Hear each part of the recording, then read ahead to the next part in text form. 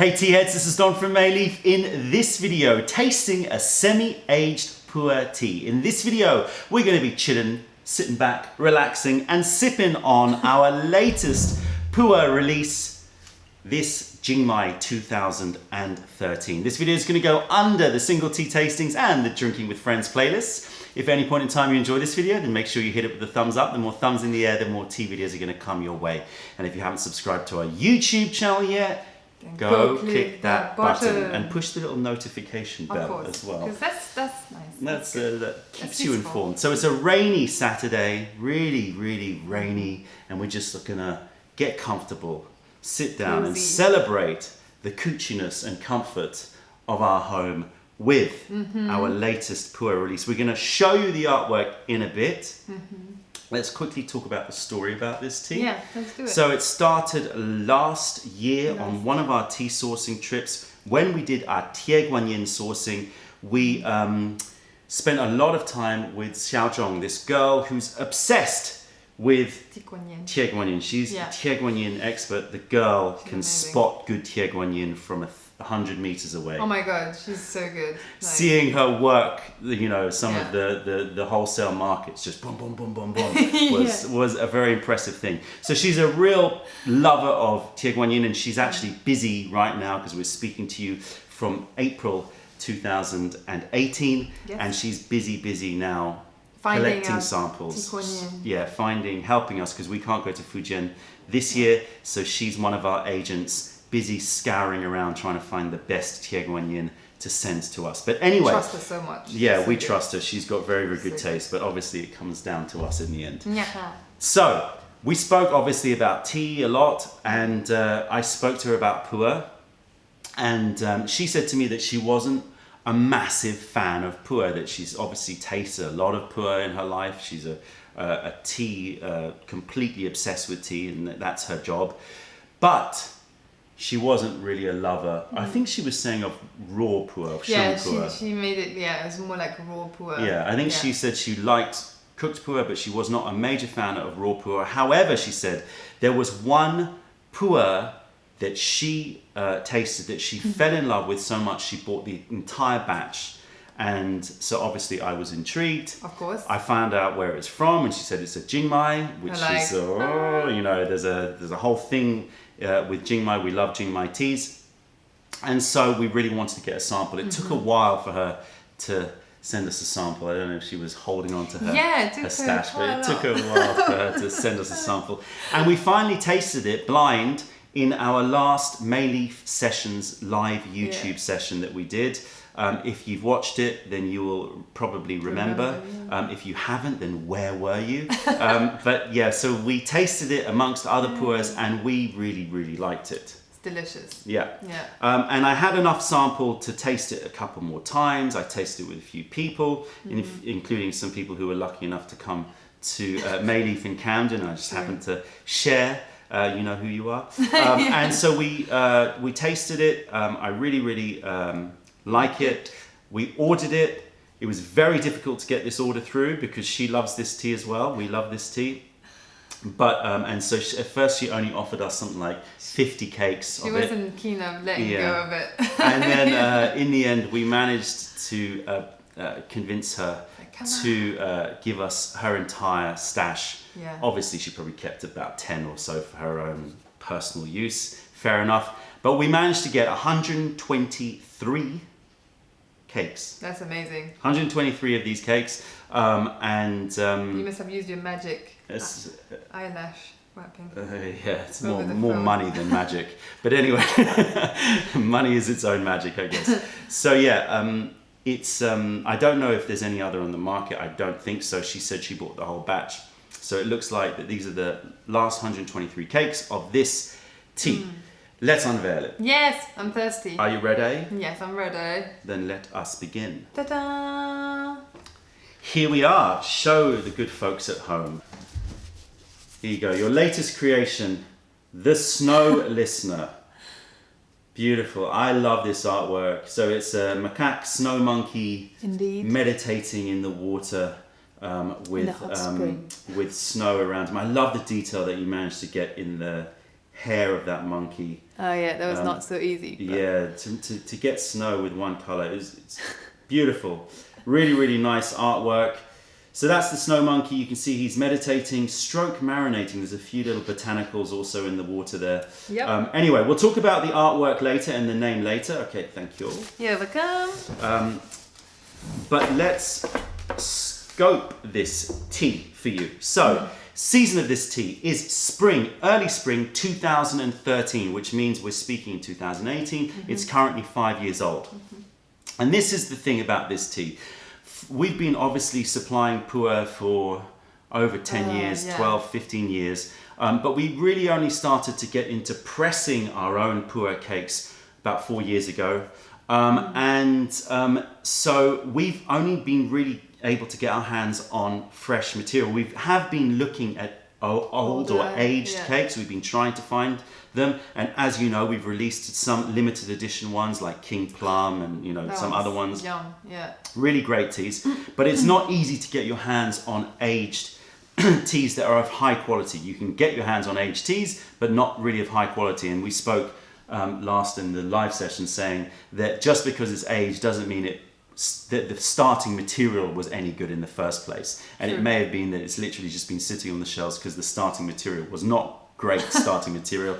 So it's not always easy to find good aged tea. And if you do, it comes at a ridiculous price, and it's very hard to get enough as a batch in order for you to basically be able to get a wholesale price. And so we've been searching, and this is kind of on the edge of what we call the awkward phase, because as you've probably heard, if you've watched other videos of ours, we recommend that with raw PuErh that you drink it fresh, 1, 2, up to 3 years, and then like the years of kind of 3 to 5 are a little bit, in our opinion, and this is obviously non-exhaustive, right? There are probably some 4-year-old teas that taste amazing, but generally, as a kind of general rule, not golden rule, 3 to 5 years, even 6 years is kind of in that awkward phase. It's not quite young. It doesn't have that freshness and verve, but it doesn't have that chen wei, that chen shang, that older taste to it. It hasn't developed it.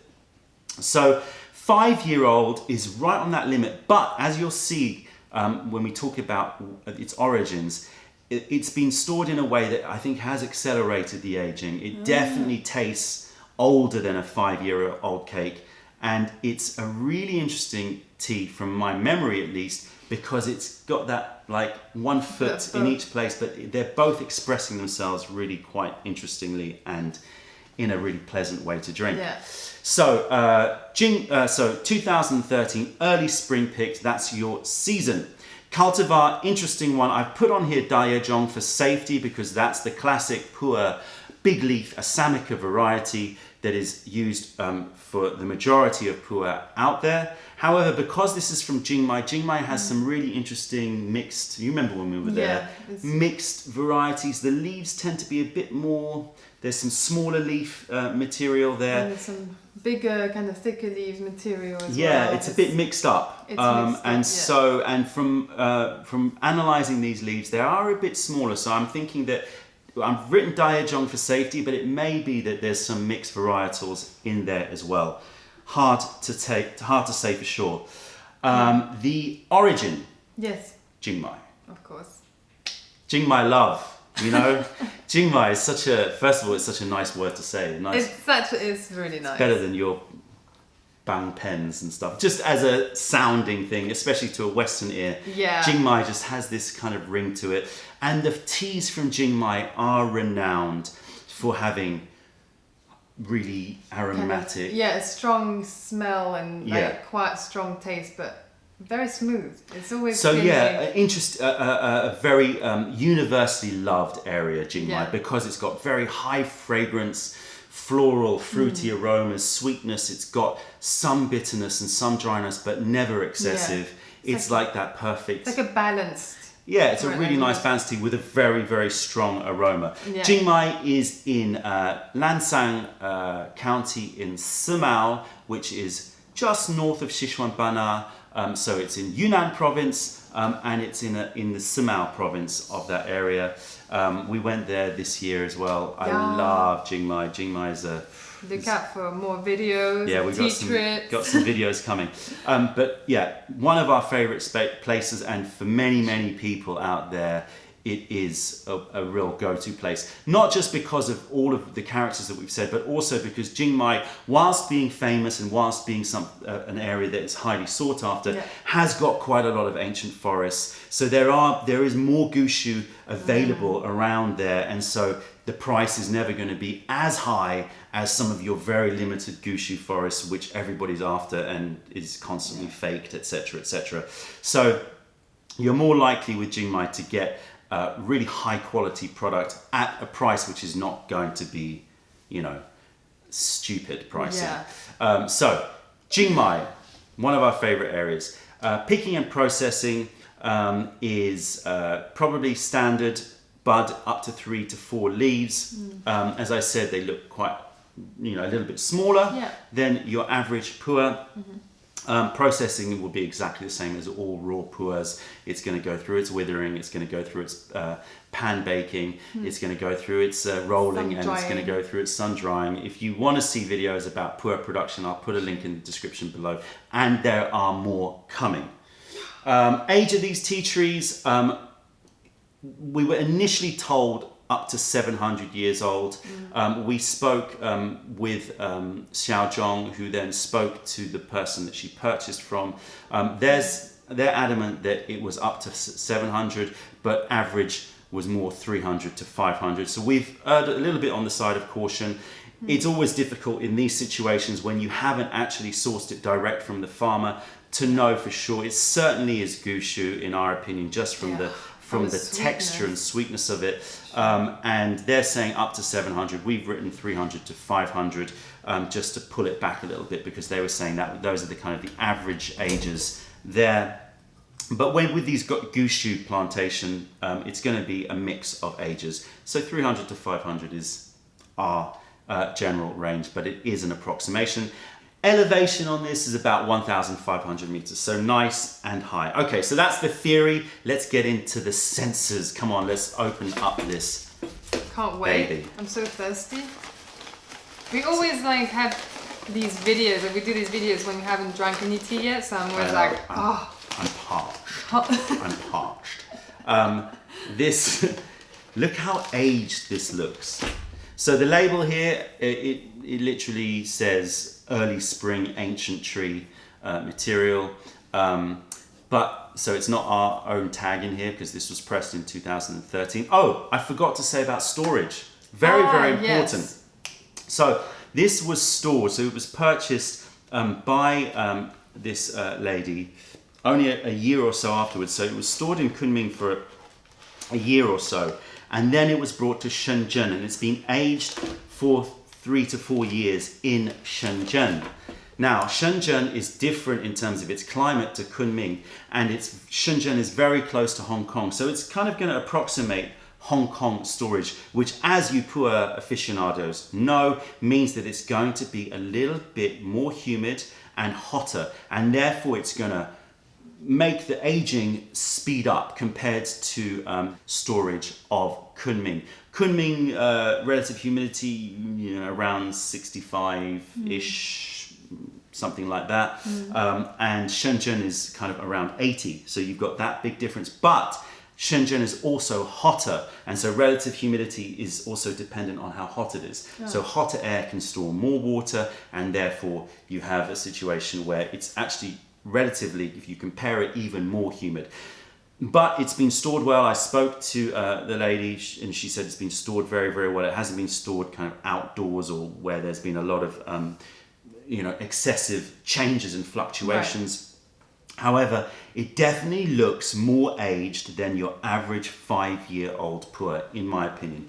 You've got real interesting olive blacks. You've got some little bits of brown, khaki greens, some tarnished copper gold colors. Copper gold. Really lovely. I love that, and you can really see it. Maybe bring it to this camera, because the other one is probably not getting a close enough view. You can really see that it's in that stage where you've still got the greens of the younger, fresher pu'ers, but you've got those olive blacks, those prunes prune colors, slight more red and magenta notes coming into it, a little bit of purple notes coming into it, which is really demonstrative of something that has really started aging. Okay.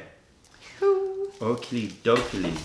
Right, let's get into this baby. Yeah, I realized I forgot the PuErh pick. Forgot the PuErh pick. Okay, we'll be right back. All right, so we took the liberty of breaking into the cake and separating out the leaves. That can take some time. Show the good folks at home these leaves. As you can see, guys, it really is. They don't look very big, those leaves. They are very, very fine picking, or they are smaller than your average PuErh. Smaller than your average Daiyejong. So it's interesting. Okay, let's warm up a guy one and give it a smell. So we've done eyes dry leaf. Now we're going to do nose dry leaf. We're going to do a full 10-step tasting for all of you guys out there and give you our impression. It's going to be nice to taste this tea again. It's been about a month probably since I've tasted it. We let it settle. It arrived in, and then we let it settle for a couple of weeks. It's always a good thing to do. I do advise it, although we hardly ever do we? No. We can't resist, but it's good to allow it to acclimatize. Let's give this a smell.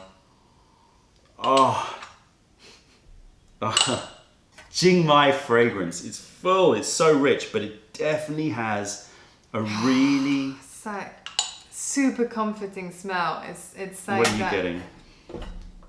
It's got fruity note, like I mean, it's got the woodiness that you would get with a PuErh, but it's like a kind of a fruity.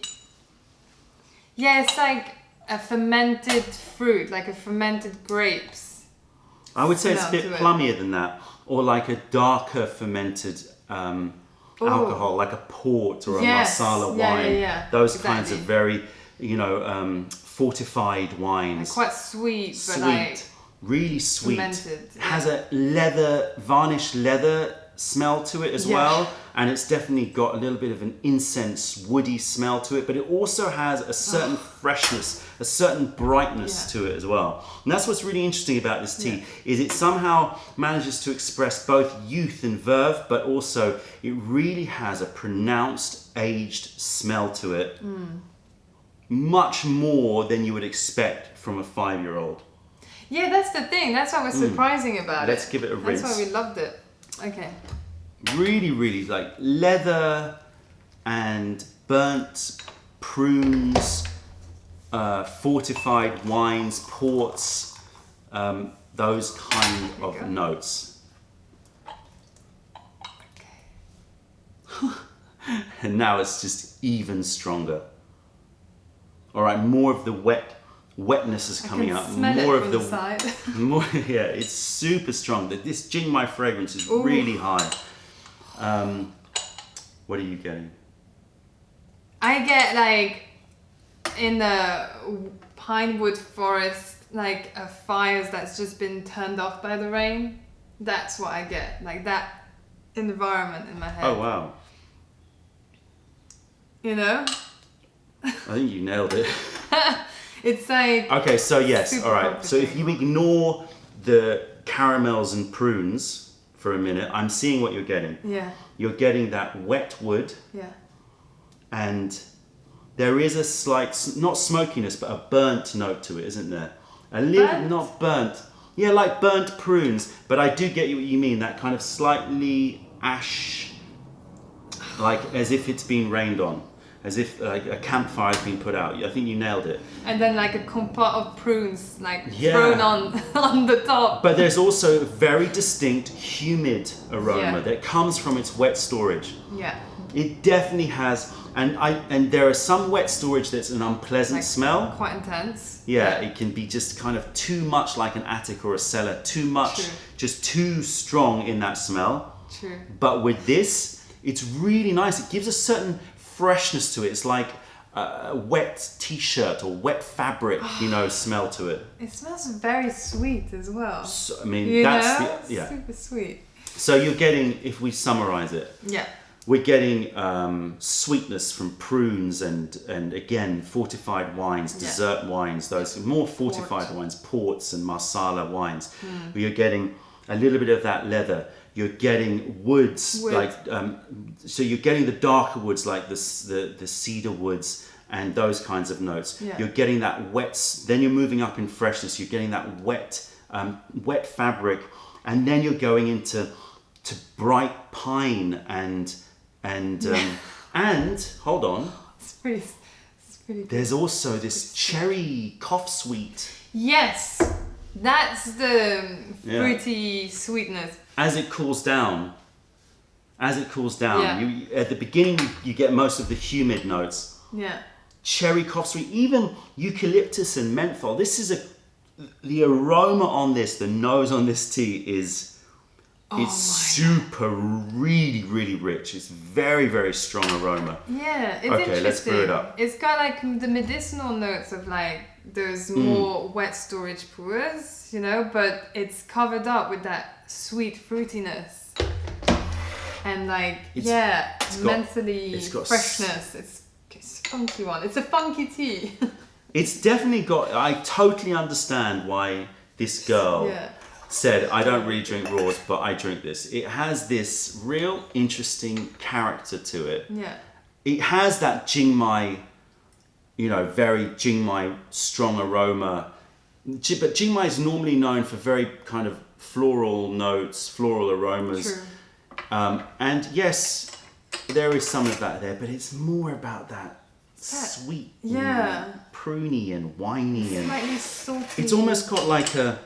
You know when you walk into a pub or a bar, an old bar that's made out of wood, and you know, this can sound a bit gross, but you know how like beer has been kind of spilt and wine has been, and that pub has aged and that wood has been soaked with a bit of some of that alcohol. It's got a little bit of that funk to it, but not too much. It's just in a nice way. Yeah, not in a gross way. It's flirting with... Yeah. It's flirting with going down too much down that way. Yeah. But just like Maybe all beauty comforting flirts from. with ugliness in a way.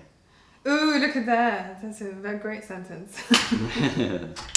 Idiocy is coming out of me and I'm not even tea drunk. Okay, here we go. Let's take a look at the liquor. I'm going to pour it all in here just so that we can show everyone the colour of the liquor.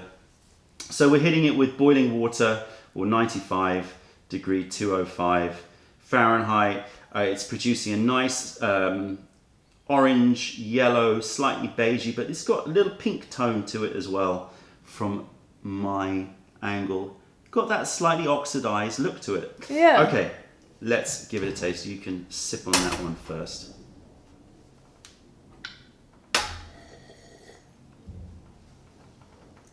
Texture first, texture. Quite juicy and syrupy, not like thick. Just a nice... But quite oily. Yeah, okay, more oily. Yeah, that's more it. It's got... Yeah, it's not super thick, but slightly thick. I would say medium to thick. Yeah. But oily. Oily, yeah. It's definitely more oily. It's quite light, the first infusion. Yeah. That's what we said before when we tried it. And you are tasting again the wet storage. Yeah. And in my experience, it seems to be that the first two infusions you're going to get that, and then afterwards it transforms. And again, I want to make it clear that when I say wet storage, I know some people are probably going to be thinking, oh, I don't want wet storage taste. It's actually really enjoyable. Yeah. It's kind of refreshing. The funny thing is that first infusion has more of a floralness that comes back from your throat. Yeah, I was just about to say, it's really jasmine sweet afterwards, isn't it? Yes, jasmine, yeah. And I just had 2 sips. Really jasmine sweet. That's what's lovely. The first infusion is quite fresh and high notes in flowers. Sorry, I struggled there. No, it's got those high aroma flowers, but it's this interesting humidity that I find really interesting in these first few infusions. There's that wet forest wet clothes. Yes. You know, when you come back kind of from freshness. like a walk and Yeah. it's been quite fresh, it's not like a humid day, it's like quite a fresh day, but it's rained a little bit, like a drizzle. But that's why I think your cover really works, because that snowy forest, you know, is exactly what it's still got that winter freshness to it. Okay, can we? Oh. We might as well share. We drank from the same drink. Then I have to wait. Oh, well. True, I'll probably down it anyway. Yeah, Won't leave I know anything. you. I know you. I know you. I don't do it on purpose though. No, even worse. It just comes out of instinct. Here we go. Cheers. Sorry, I forgot to say. Cheers. Sweet, sweet, sweet. Prunes are coming through. Yeah, see, this is what I love about this tea. It keeps changing. Like the first infusion is totally different to the second. This is much more pine wood, you know, more of that. Pine wood, yeah. Still the floral notes, but you taste less of the jasmine. Now it's kind of mixed in. But the floral notes is something for me that comes afterwards. The first thing that when it hits my mouth is I'm getting prunes, I'm getting wines, I'm getting woods, I'm getting the pine, and then afterwards when I breathe out through your nose, and I taste, it's got that jasmine lily sweetness. Lily, oh my god, yes, lily sweetness, yes. It reminds me a little bit of what I would imagine Monocle Boss may become in a few years' time. Ooh. You know? Yeah. It doesn't have quite as much gooseberry as Monocle Boss, but it's got, you know, it's definitely got that those fruits. Okay, let's have another infusion. Texture afterwards, it is dry, but in a really, really balanced Jing Mai way. It's so smooth. There's a tiny bit of bitterness as well. You know what? It's super smooth, but it's not boring smooth, you know? Yeah. It's got like, it keeps giving you things to try and pick out. Sometimes it's hard with a tea, but with this one it's like, oh, it's got this. I know what you mean. Sometimes you get teas which are super smooth, but then you're like, I'm missing something. This definitely gives you that nice quench, little bit of tingle on the sides of my tongue. Sweetness though is the most, it's just so sweet. So this is third or fourth? Third. Cheers everybody. Cheers. Still getting a little bit of that campfire with the rain on, but now the fresher notes are starting to come out. Yeah. Wow. Yeah. It's more fresh. What is it though? It's fruity freshness. Fruity freshness. Yeah. Pomelo.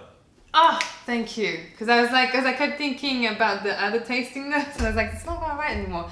Yeah, it's more like pomelo. It's got a little bit of kind of pomegranate. Yeah. When you breathe through now, it's not so much jasmine, it's pomegranate. So those kinds of fruits which are actually quite sweet, but just have enough of that freshness. Like pomelo is a quite sweet fruit, but it has that grapefruit zestiness. Same with pomegranate. It's overall relatively simple sweetness to it, nectary kind of sweetness to it, but it's got that freshness to it. Let's have another hit of this. It's changing, guys. It really is. This is really what's nice about it, and that's something that I think that comes with age. Is that when a tea ages, there's layers of complexity that build on it that unveil themselves, like the layers of an onion as it starts to go through the different infusions. So this is infusion number 4. Number 4. I already lost count. Number 4. Yeah, it's nice that.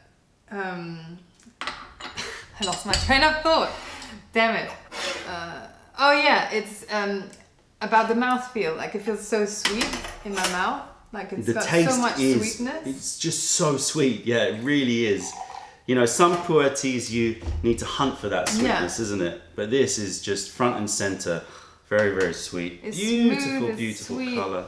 But it's refreshing. Yeah, it's still got that zing. It's still got that dry zing to it. Dry zing, yeah. But not drying, like full on dry. Oh, what am I doing? I did it already. Sorry, cheers. It is like fortified wine. It's, how fortified wine can have that slightly medicinal, a little bit woodsy, like you can taste the barrel. Yeah. You know? Right. You can taste the barrel, that's it. It's got a slight cask note to it. Yeah, for sure. The infusions keep changing. It really is. Can you boost the water? It really is amazing. So smooth. This is now where I think the tea totally comes into its own. Infusion number 4. Wow. I'm getting everything like now just really, really, really rounded. Sweet, woody, spicy. This smells of melon in the cup.